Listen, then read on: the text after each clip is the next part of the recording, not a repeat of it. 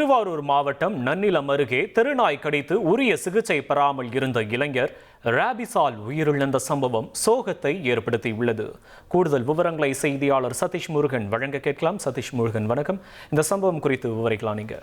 வணக்கம் வருண். திருவாரூர் மாவட்டம் நன்னிலம் அருகே இருக்கக்கூடிய முடிகொண்டான் கிராமத்தை சேர்ந்தவர் ஆகாஷ், வயது 22. இவர் அதே பகுதியில் வசித்து வந்திருக்கக்கூடிய சூழலில் கடந்த 3 மாதங்களுக்கு முன்பு அதே பகுதியில் உள்ள திருநாய் ஒன்று இவரை கடித்திருக்கிறது. அதற்கு உரிய சிகிச்சை பெறாமல் ஆகாஷ் இருந்து வந்ததாக கூறப்படுகிறது.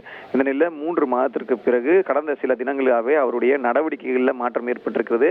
குறிப்பாக நாய் போல் ஊளையிடுவது, அதே போன்று நாய் போல் 4 கால்களில் ஓடி படுத்துக் கொள்வது போன்ற விஷயங்களில் ஈடுபட்டிருக்கிறார். இது அந்த பகுதியில் பெரும் பரபரப்பையும் அச்சத்தையும் ஏற்படுத்திய நிலையில உடனடியாக அவர் திருவாரூர் அரசு மருத்துவமனையில் அனுமதிக்கப்பட்டார். அந்த மருத்துவமனை பரிசோதனையில் அவர் ரத்த மாதிரிகள் எடுத்த பொழுது அவருக்கு ராபிஸ் நோய் தாக்கியிருப்பது தெரிய வந்தது. இது குறித்து விசாரணை நடத்திய போது 3 மாதங்களுக்கு முன்பு அவருக்கு நாய் கடித்ததாகவும் அதற்கு உரிய சிகிச்சை பெறாமல் ராபிஸ் தடுப்பு ஊசி போடாமல் இருந்ததனால் இந்த பிரச்சனை ஏற்பட்டதாக தெரிய வந்தது. இதனை அடுத்து ராபிஸ் நோயால் மரணமடைந்த அந்த 22 வயது இளைஞர் ஆகாஷின் உடலை உறவினரிடம் ஒப்படைக்காமல் நோய் தொற்றை தடுப்பதற்காக அதே பகுதியில் இருக்கக்கூடிய ஒரு இடுகாட்டில் குழி தோண்டி புதைத்து நல்லடக்கம் என்பது செய்யப்பட்டிருக்கிறது. இதனை அடுத்து உடனடியாக அந்த பொதுமக்களும் அந்த பகுதி மக்களும் அந்த உடல் நல்லடக்கத்தை செய்யும் பொழுது கதறி எழுத காட்சிகள் பெரும் அந்த பகுதியில் சோகத்தை ஏற்படுத்தியிருக்கிறது. வரும் உங்களுடைய விவரங்களுக்கு நன்றி சதீஷ் முருகன்.